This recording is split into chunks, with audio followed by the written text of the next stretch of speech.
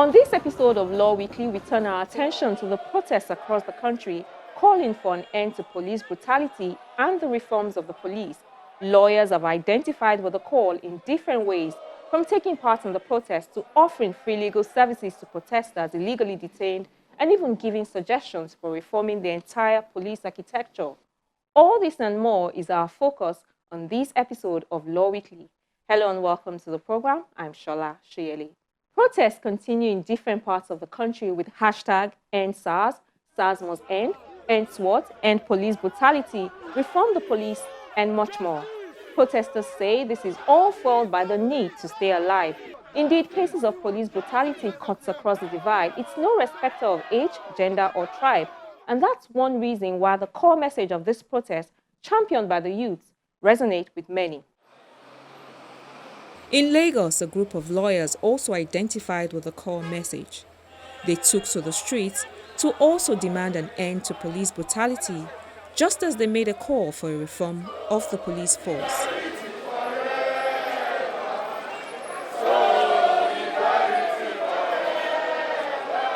They started their protest under the bridge by the Computer Village in Ikeja, holding placards with different inscriptions bearing their demands.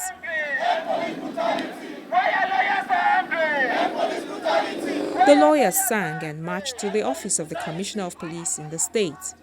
There, they articulated their message.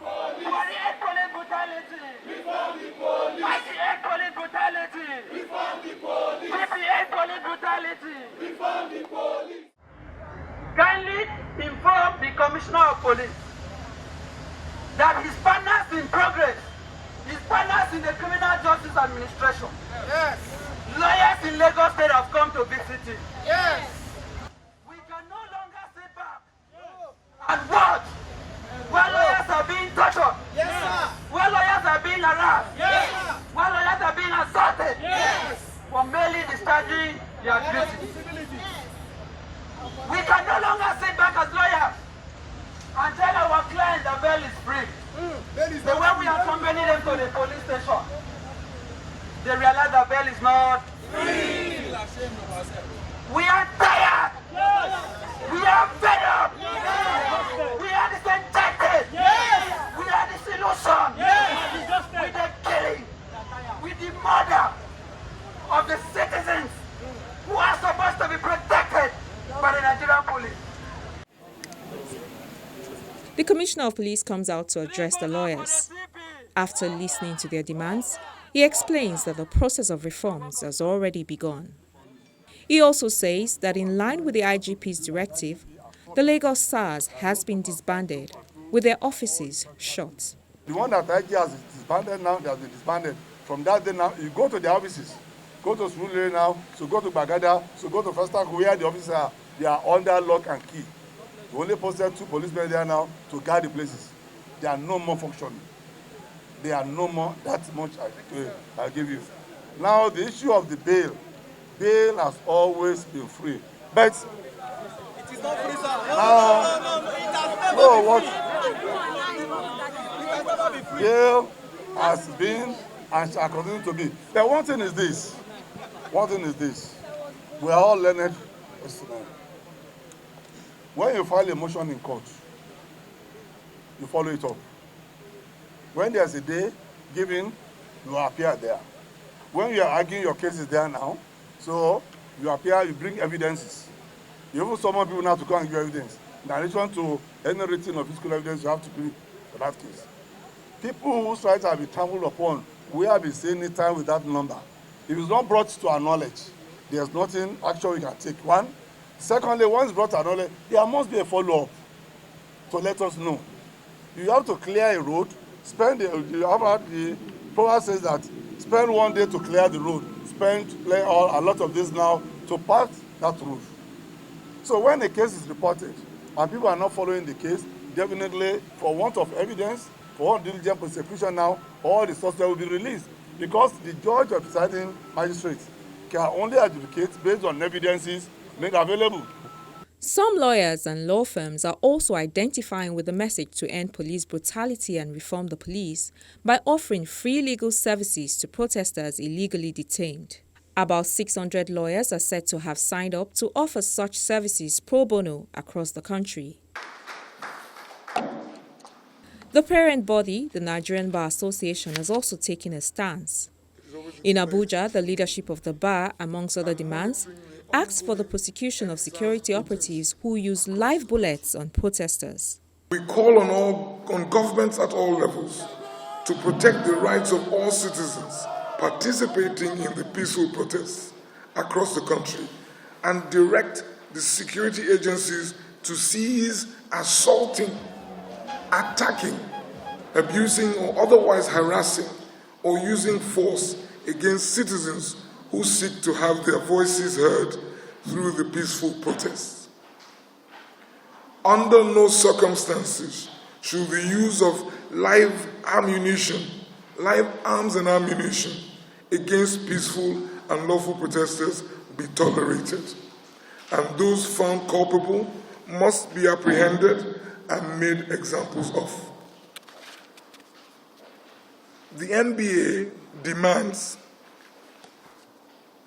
the unconditional release of all peaceful protesters across different states, and also appeals to the protesters to remain non-violent and law-abiding in expressing their grievances or embarking on the protest. We demand an expedited audit of the various SARS detention centers across the country. The most notorious of these centers are the SARS facilities in Okuzu in Anambra State, the infamous human abattoir in Abuja, and the notorious SARS detention facilities across Lagos, Port Harcourt, and other parts of the country. The NBA also says it will collaborate with the National Assembly on its proposed initiatives to provide legal intervention on issues affecting the police. The Special Anti-Robbery Squad of the Nigerian Police, otherwise known as SARS, is hereby dissolved. Now, following the disbandment of SARS by the Inspector General of Police, some people have asked about the legal status of the squad and whether it can be sued for its excesses. Police is a creation of law, but SARS is not a creation of law. Because some people were arguing, do you need to go to the National Assembly for them to proscribe or for them to scrap SARS? I said, not at all. SARS is just a creation. Okay, you see what is happening now. We have SWAT, which is also a creation of the Inspector General of Police. So that is it. SARS is not a legal person. SARS cannot sue or be sued. SARS is just a team inside the Nigerian police force, as it then was. Now, there is no more SARS as we know it. What we have now is SWAT, which is still not a creation of law, rather an operational team for administrative convenience of the Nigerian police force. He also speaks about the duties of the police as laid down by the Police Force Act of 2020. Police is created to protect all the fundamental human rights of all persons in Nigeria. But just for convenience, we always say to protect lives and property. Not just that. They also have a right to protect your right to assemble with others. That's why when you are assembling with people and there is an intrusion or a violation, you call on the police. They also have a right to protect your right to private life. If you are sleeping and the man jumps into your house or someone is trying to sift through your emails or anything, you have a right to call on police. So if you look at all the fundamental human rights, the only people that are empowered to protect those fundamental human rights are the Nigerian police force. But like I said, for administrative convenience, we always just say to protect lives and property. And somehow, it seems that's the only thing we now feel they are created to do. Not at all. They are there to protect us in all other fundamental human rights, as it were. Now, the good thing, looking at the present Police Act, it now goes further to state that when anyone is arrested, the person is a suspect or a detainee or is under police custody. He didn't just say police, he said that the Inspector General of Police will have a duty to ensure that that person's fundamental human rights is respected and kept intact. Now, it goes further to state that there is a duty to provide the person with access to legal services. You know, like what we have in the police stations, you go in there, we have situations where my colleagues, lawyers, have been beaten because they went to a police station to talk or to defend their clients. But that is wrong, because that is the main purpose of the act. And as part of measures to assuage the current agitations to end police brutality and reform the police, a former commissioner with the National Human Rights Commission and a consultant to a number of international development partners, the Attorney General of Ekiti State, Wale Fakunda, gives some suggestions for reforms. This year, Mr. President signed the Police Act, which, to all intents and purposes, is an important step towards achieving the much-needed police reform that we all crave for. Is that the only solution? Absolutely not. We need to do more than the legal framework. Institutional reforms is crucial, key. We must begin to invest in the police, conditions of service, salaries, allowances, investments in police facilities, their schools, their accommodation, go across the country. The barracks, they call it, of police officers across the country, deeply deplorable.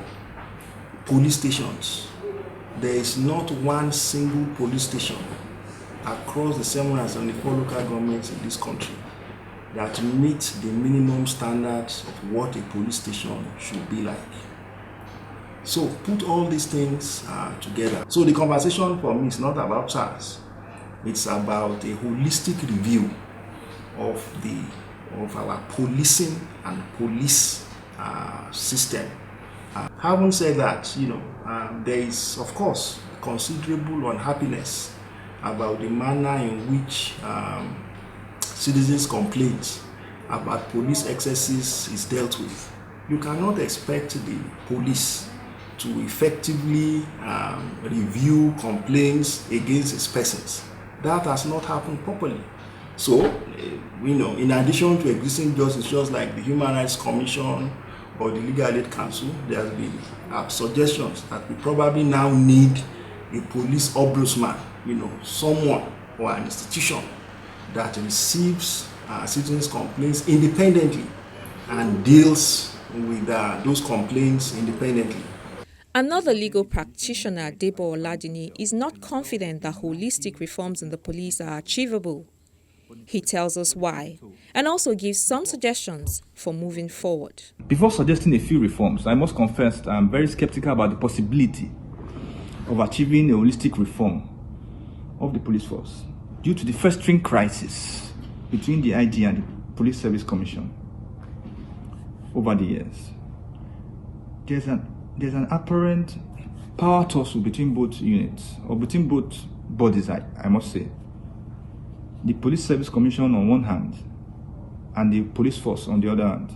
My first suggestion is that the Inspector General of Police should revisit the recommendations contained in 2 police reports that were barely implemented. They include the report of the Presidential Committee on the Reform of the Nigerian Police Force, headed by Alhaji Mohammed Dan Mandami, a retired DIG of police. It was President Olusegun Obasanjo that set up that body in 2005. The second report is that of the Presidential Committee on the Reform of the Nigerian Police Force, headed by Alhaji MD Yusuf, a retired IG of police. That committee was set up by President Umar Yar'Adua in January 2008. By looking at these 2 reports critically, the IG will have a good grasp of the challenges identified in both reports and the possible recommendations which will prove useful in remodeling the police force. The second suggestion is that a critical review of the police force recruitment criteria is necessary and should be carried out. Emphasis should be placed on competence, merit, rather than sentiment.